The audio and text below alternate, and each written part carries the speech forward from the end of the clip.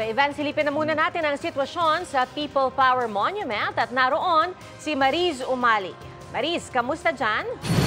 Nandito na tayo sa may White Plains area, dito sa may People Power Monument, kung saan kanina pa lang bago mag alas 9 ng umaga ay nagsimula na nga pong magmarcha ang mga labor groups at iba't ibang mga sektor para doon sa gaganapin nilang Interfaith Rally. Dito sa likuran ko makikita natin yung akbayan, no? Nandyan sina Representative Shell Jokno, Representative Percy Sandanya, si Father Flavie Villanueva na Ramon Magsaysay Awardee at si nawala kanina, nandyan din si Father Tito Haluag. At tuloy-tuloy din po, mabilis na napuno ng mga protesters ito pong White Plains area dito sa may People Power Monument para sa gaganaping Interfaith Rally, Interfaith Program na magsisimula ngayong alas 9 nga ng umaga. At tuloy-tuloy na po yung programa hanggang mamaya. Sa puntong kung ito, tanungin na po muna natin, no, kung itong mga nandito po nating mga kasama.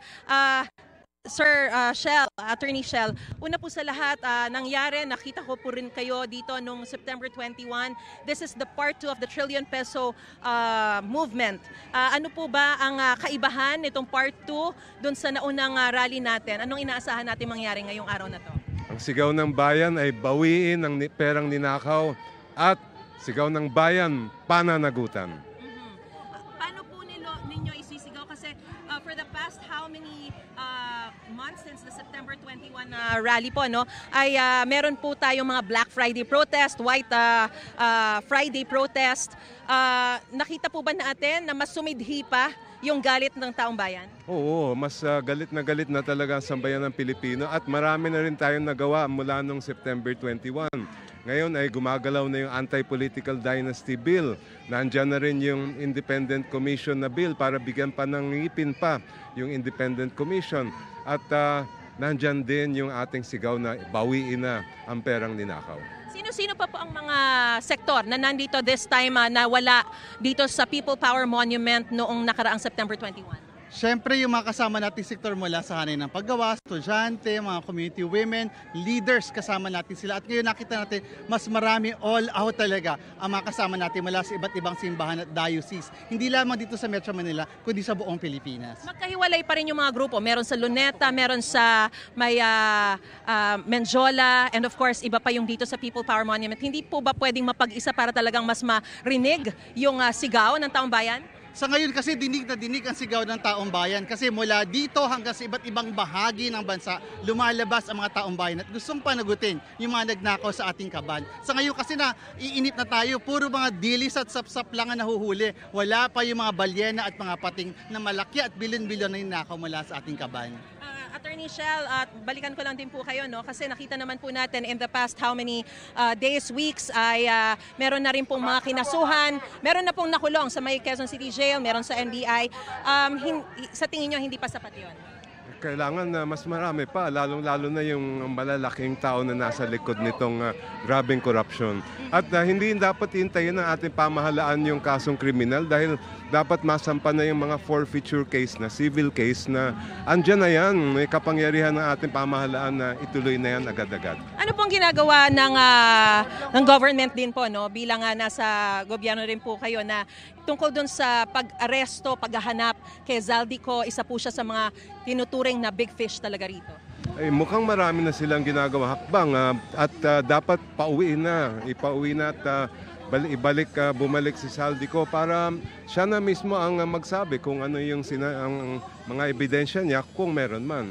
At panawagan nga natin lahat ay muwi ka na, humarap ka sa otoridad. Meron na po ba tayong information as to the efforts in tracking kung nasa na talaga to si Zaldico at mapapabalik pa ba siya sa bansa? Hindi ko alam at kung ano yung mismong mga hakbang ng ating pamahalaan pero mukhang sinusubukan nila. Ang alam ko ay nakansela na ang kanyang passport kaya ilang araw na lang dapat at iuwi na siya. Ano po ang gusto niyo sabihin sa mga hahabol pa po na mga protesters dito po sa People Power Monument? Welcome na welcome po yung mga kababayan natin na gusto humabol dito. Yung po mga kasamahan natin na medyo senior na, magbaon po tayo ng pantakip sa init. Napakainit po, napakaraming tao. Pero ramdam natin yung bayanihan at tulungan. How are we assuring the security, Attorney? Ayan, marami po tayong mga marshal at maayos at mapayapa itong ating rally ngayong umaga. Alright. Meron pa po ba kayong karagdagang mensahe na nais iparating? Yung ating isang panawagan ngayon, panawagan natin sa Malacanang to step up sa lalong madaling panahon, i-certify as urgent yung ating anti-political dynasty bill at yung Independent Commission Against Infrastructure Corruption. Kasi kung hindi nila ito gagawin, maniningil at babalik ang taong bayan sa lansangan. Alright. Nakita rin po natin, although nawala na si Father Flavie dito, no, yung participation ng religious sector, how important is napakarami na rin pong mga diocese ang kabahagi nitong trillion peso march at makikita natin, as a matter of fact, ayan, pakita natin nandyan mga taga-simbahan. Gaano kahalaga po yung sektor na yan na kabilang din dito? Sa isang panahon kung saan madilim ang ating kasaysayan, napakahalaga that the church exercises moral leadership. At wini-welcome natin itong pagsama ng napakarami mga religious leaders at iba pang mga leader laiko mula sa iba't ibang bahagi ng bansa. In these times of darkness, kailangan talaga natin ng faith. Representative Percy Sandanya, Representative Attorney Shal Chocno, maraming salamat po sa impormasyon binigay nyo at patuloy po kaming magbabantay po sa inyo pong isinasagawa pong kilos protesta. Samantala mga kapuso, nakikita po natin, ito pong magkabilang lanes po na ito ng White Plains dito po sa may People Power Monument. May total na capacity raw po ito na 300,000 na tao. Kasi kung talagang mapupuno po ito, 9 people per square meter ang kakasya.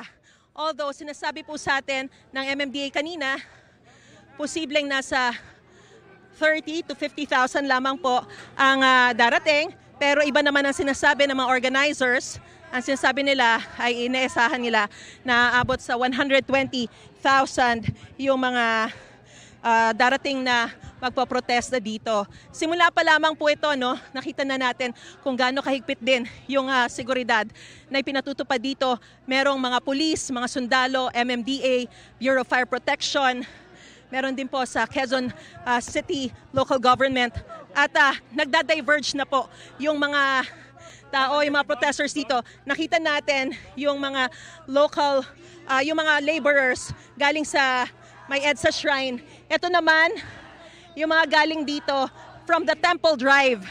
Sila naman ay mga from the sector ng mga general, mga sundalo, na yung mga retired na mga generals, hindi po mga active. Kasi yung mga active, of course, sila ay nagbabantay, hindi sila nakikisali sa mga kilos protesta na yan.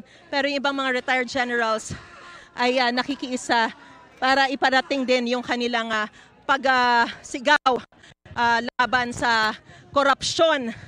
At muli po, ikulong lahat ng mga kurakot, ibulgar ang mga kurakot. Yan po ang kanilang sigaw nila, isaole ang ninakaw sa bayan. At meron din from Marawi contingent. Ayan po, nandito from the contingent naman from Temple Drive, nandito si Senator Bam Aquino. Senator, okay lang po, kahit aandar po tayo, pero para hindi po maantala yung iba. Pero itanong ko lang din po kayo, ano po ang difference ng rally natin this time from the September 21, no? This is already part 2, pero ano ang nais nating maabot, ang objective natin this time? Maalaga yung taong bayan lumalabas, nagbibigay ng pressure sa gobyerno na ituloy nila yung mga kaso na wala dapat na pinoprotektahan. Lahat ng mga nasangkot, kailangan makulong, kailangan mabalik yung pera, kailangan mabago yung sistema. So noong September 21, part 1 yon, may part 2 ito, at kung wala pa rin mangyayari, magkaka-part 3 pa ito. No? At mahalaga na nakafocus yung taong bayan sa mga kasong ito para makita natin yung totoong pagbabago. And maganda itong lalabas yung mga tao, maaga pa lang, magbimisa kami. And I think later this afternoon, mas marami pa yung tao. And kung makita mo, every other week may mga rally tayo nakikita, naghahanap ng accountability sa ating bansa. At yung hinahanap ng tao, yung pera ng bayan, mapunta sa tama. Maganda rin yung mga rally kasabay ng panahon ng budget season.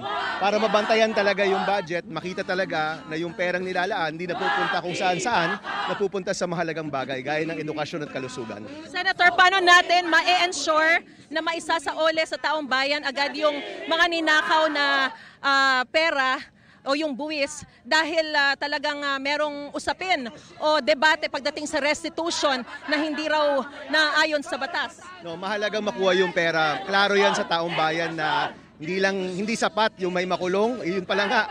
Wala pa 'di ba? So may makulong, mabalik yung pera mo bago yung sistema. Sa pagkakaalam ko, yung Philippine Competition Commission naghahain na rin ng mga cases para mamultahan yung mga contractor, makolekt ulit yung pera. I know that the ICC is pursuing that. So mahalagang parte yon. At yung tatlong bagay na yan, huwag natin kakalimutan. Yan talaga yung hinahanap ng tao. Makulong yung sangkot, mabalik yung pera, baguhin yung sistema. Itong tatlong to, kailangan bantayan natin.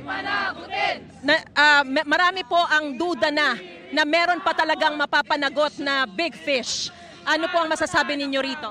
Yan ang hinahanap ng tao, na hindi lang yung mga, kumbaga mga low-level employees yung mahuli. Kailangan talaga hanggang sa pinakamataas na kailangang nakasangkot dito, dapat mahuli sila. And I think yung taong bayan, yun yung hinahanap. And I think government, gumagalaw naman, mahalaga tong pressure na ito para talagang mas mapagalaw pa, no, yung gobyerno. So far, sa mga hearing naman namin, may mga pangako naman yung mga agency heads at yung mga kasama sa investigasyon na minamadali nila yung mga kaso.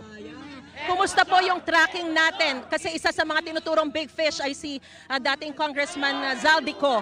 Kumusta ang tracking natin sa kanya? Bagamat na-cancela na yung kanyang passport, nakita na ba natin exactly where he is? Ako hindi ko alam, pero mahalagang umuwi siya at under oath, ibigay na yung kanyang testimonya. Otherwise, lahat ng sinabi niya will not be considered? Well, pwede nang simulang imbestigahan yung mga yan. But if you look at the Blue Ribbon hearing sa Senado, talagang lahat ng humaharap dyan, nag-under oath sila. So ibig sabihin, kung magsisinungaling sila, pwede sila ma-perjury, pwede sila ma-contempt.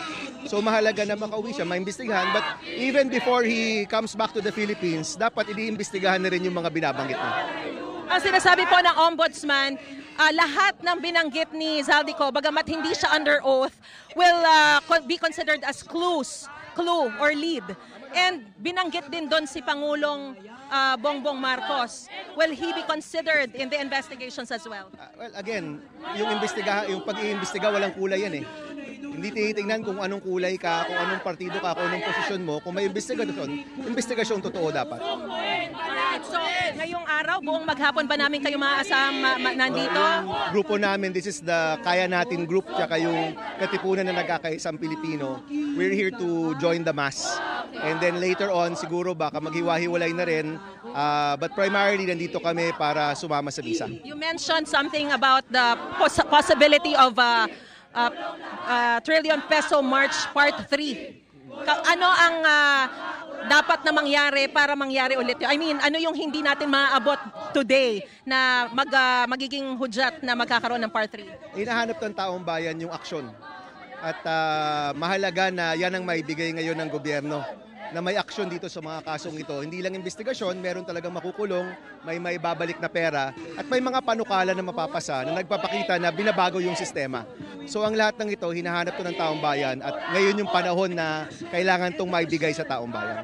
Senator Bam Aquino, maraming salamat po sa inyo at mag-iingat po kayo.